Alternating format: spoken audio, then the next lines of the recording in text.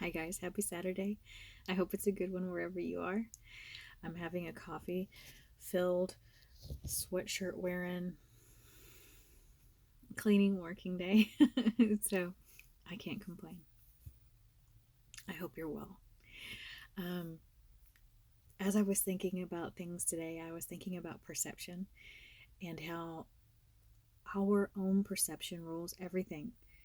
It is this great filter that we put everything through our experiences, our own thoughts, what people tell us. That perception guides our actions and our responses, and it really is important for us to recognize when we're, taking in information that what that truth may mean for us may not be the truth of the matter for the other person. What they may actually be telling you could be completely different than what you're filtering in. So let's have a moment for Jeannie story time. If I were fancy, I would put like some video here that was like ba Jeannie story time, but I don't have that, so let's just pretend that that's there and move along.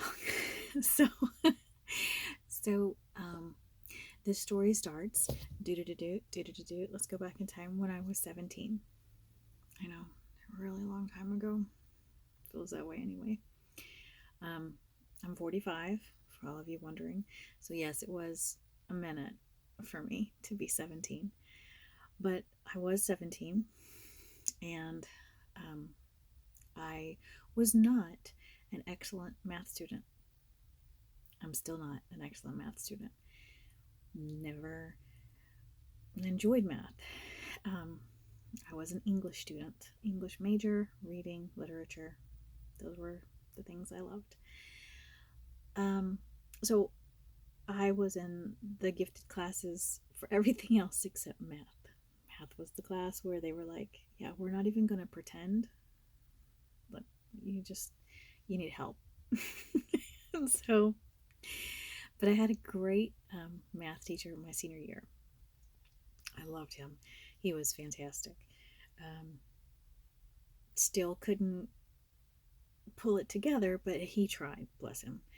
Um, and so he came to me and he said, Jeannie, I think it's time that we considered getting you a tutor.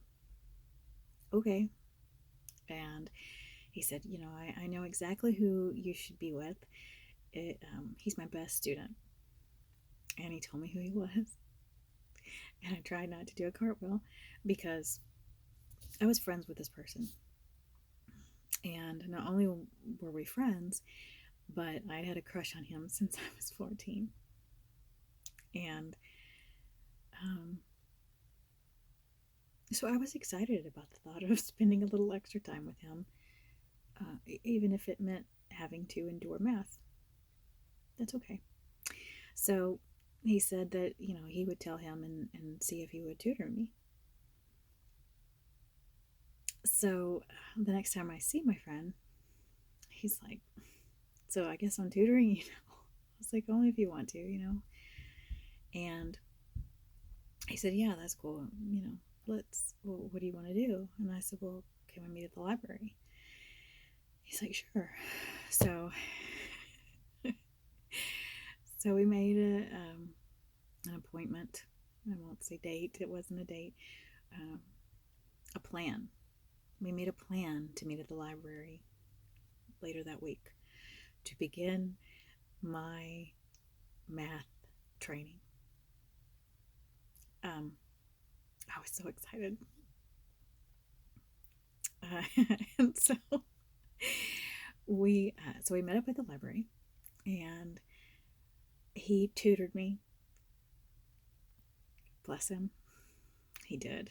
I didn't learn a thing because I was too busy just enjoying him. We were very compatible, and like I said, we'd known each other since we were 14, and we always had those moments where it looked like something might go further, but it didn't. And he always kind of just came within, 4 inches of asking me out. And So we always kind of had that relationship. Um, but at the root of it, we were really good friends. And so it was really neat to just spend time with him. And the whole night, all I could do was just be excited that we weren't at school and we weren't in some weird situation. And, it was just fun and comfortable. And that's just how we were. Well, it came time for the great tutoring to end. And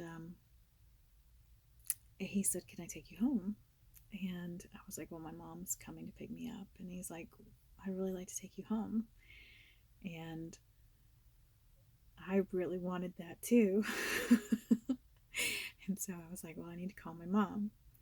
And that meant um, getting a quarter and going to the payphone, because I'm that old, and calling my mom, who was not humored by this request. She did not like said boy. Um, she didn't know him. She just didn't like him. She didn't like how he never had the gumption in her belief to ask me out, because she had seen how he acted and she thought, why doesn't he just ask you out? But anyways, and also she wasn't fond of me riding with other kids. And I didn't have a license, I didn't have a car, so um, I begged her on the payphone back by the bathrooms in the public library, please let him take me home. She agreed, finally. And so I get to go out and tell him, okay, but we have to go directly home, or my mother will send out a search warrant and it will not be good. And he's like, great. And of course, I'm excited, like, why did he want to take me home so badly? And so we're in his car, and which I'd been in before, and but never in this type of situation. And you know I'm just there enjoying this moment, and he's full of smiles and happy, and then all of a sudden he looks at me and he says, you remind me so much of my mom. And I thought that I didn't hear him correctly at first. And so I'm like, did you say your mom? And he's still beaming, And he's like, yeah. He's like, you remind me so much of my mom. And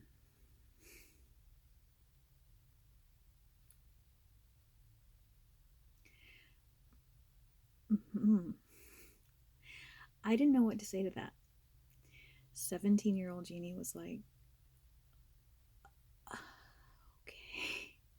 I just smiled and looked out the window and thought, oh, that's not at all what I wanted to hear tonight. And he's like, yeah, you're so much like her. Okay. And my heart just dropped. I mean, there isn't a 17-year-old girl alive that wants the boy that she's crushing on to tell her, you remind me of my mother. That's pretty much a death knell for anything moving forward, I think. For me, it was. In that moment, my perception was, okay, so you think I'm completely undesirable. I mean, he couldn't possibly think his mom was desirable, and if I'm like his mom, then and I'm just, all this stuff is spinning as he's just sitting there smiling at me, just being cute. And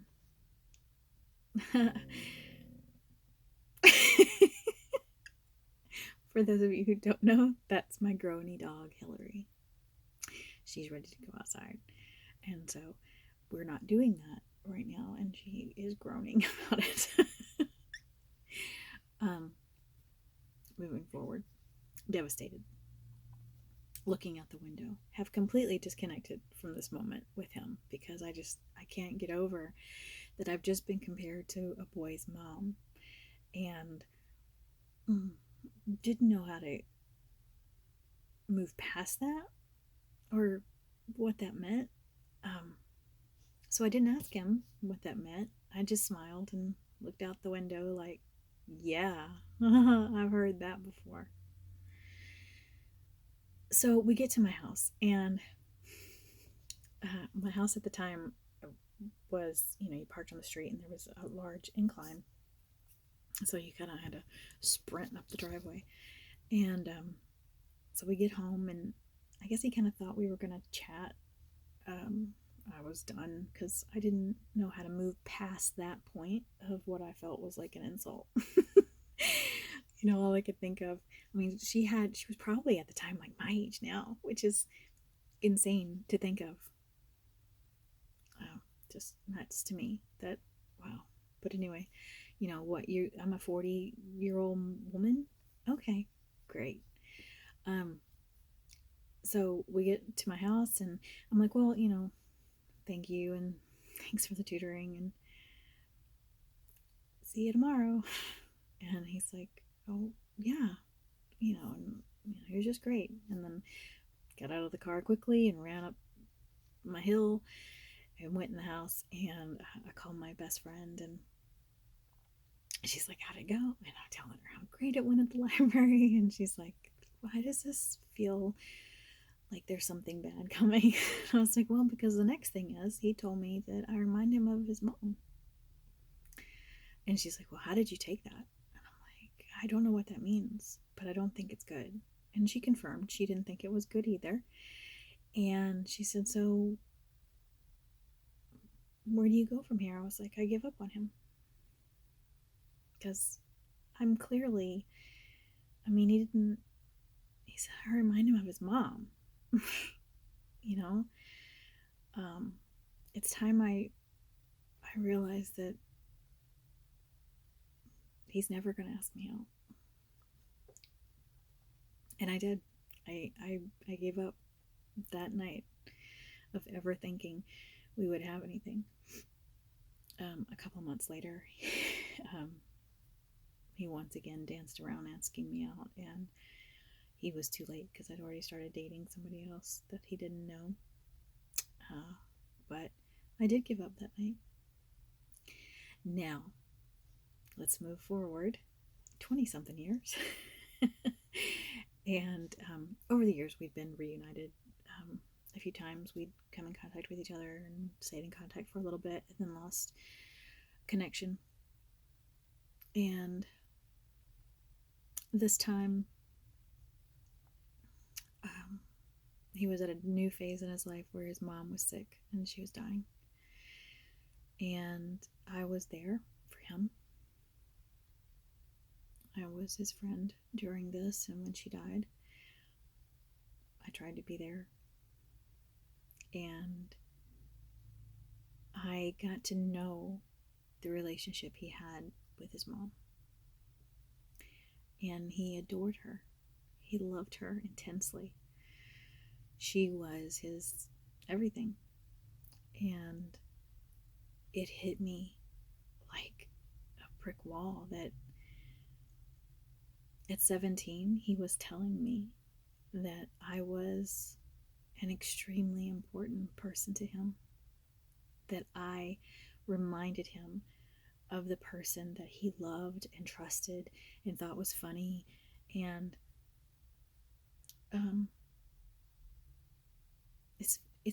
it's ironic because his mother, come to find out, was also, we were very similar. She had a similar personality to mine. We're both Gemini, and we were very similar. But 17-year-old Jeannie didn't know that. I didn't know that what he was telling me was, I'm comfortable with you.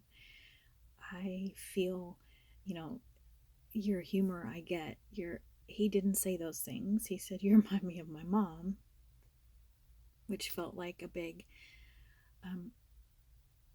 brush off to me. But it was the furthest thing from that. But that wasn't my perception. I did not know what that statement meant to him. So perception is everything. And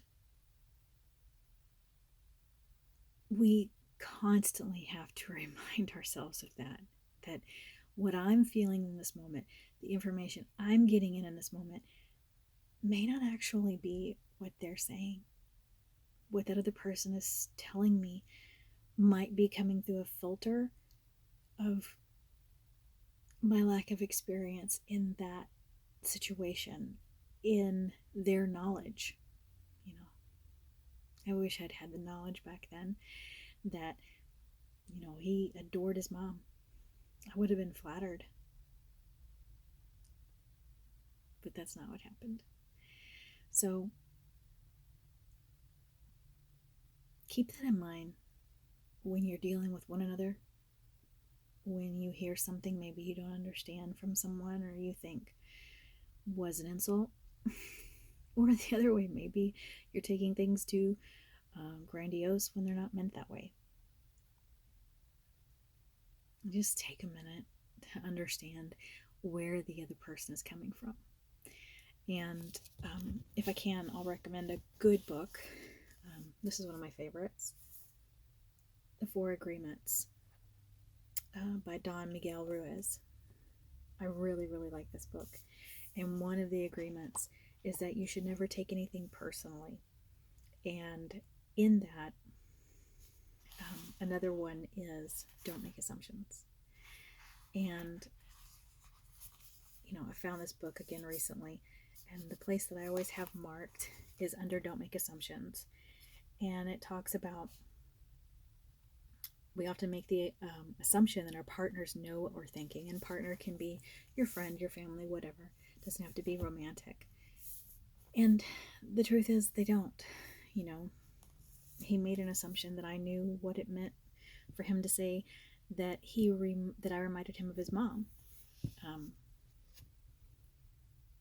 I didn't know. And so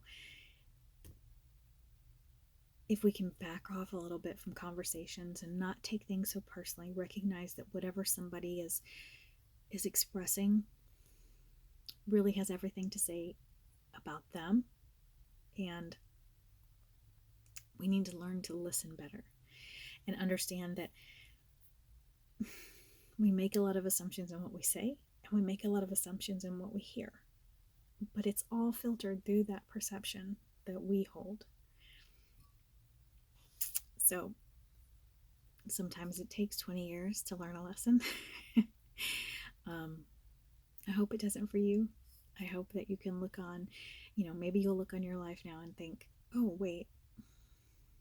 And you know what? It's never too late to reach out to someone and tell them you're sorry you misunderstood something, or try to make it better. It's never too late as long as you're here, as long as they're here to hear it. If 2020 has taught us anything, it's never too late to make it right. Have a good day, guys. I'd love to know what you think about it, and especially if you've read The Four Agreements. Let me know. See you soon.